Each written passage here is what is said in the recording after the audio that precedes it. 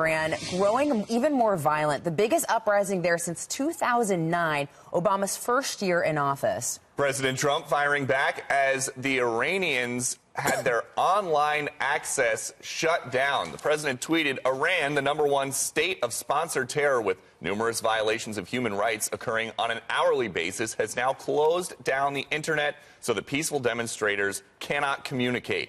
Not good.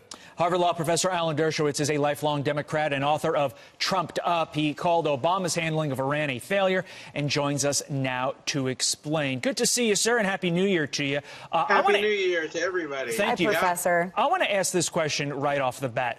Do you think President Trump's stance on Iran helped lead to these protests?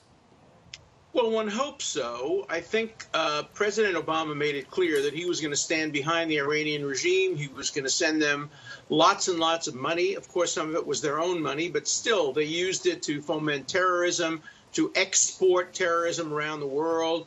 And I think President Trump has indicated that he will not stand behind the Iranian regime. Look, the Iranian regime is failing. The people there are hungry despite the infusion of cash. They want a change. We can't do very much to bring about a change, at least overtly. One hopes that the CIA may be operating behind the scenes and lending some support.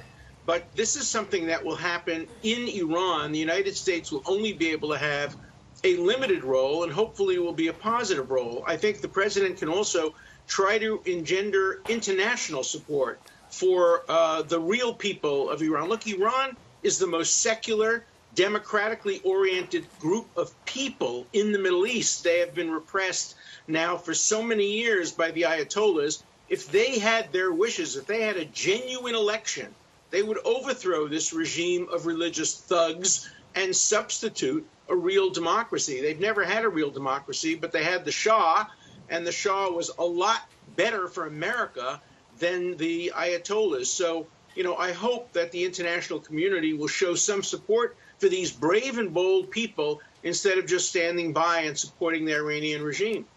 You know, Professor, you talk about sort of President Obama turning this blind eye in 2009. And there was a recent Politico report about him essentially trying to block Project Cassandra. Basically, you know, an investigation into Hezbollah, an Iranian proxy, this billion-dollar-a-year money laundering and drug operation that was going on. There's been other accusations of turning a blind eye to Iran's hostilities. So my question to you is, what has that impact been on the state of affairs for our nation and the world?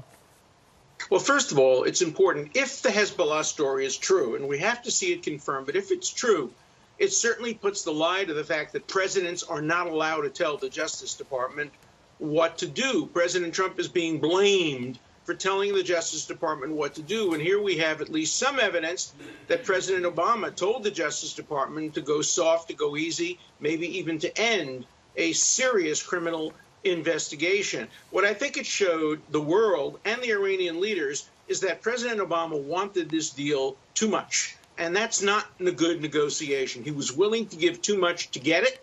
He got very, very little in return. What we have now is an Iran poised to become a North Korea in 8 or 9 years. And we've learned from North Korea how difficult it is to negotiate once a country has nuclear power. And if Iran develops nuclear power with its hegemonic interests in the whole Middle East, they want to control all of Iraq, Syria, Lebanon through Hezbollah.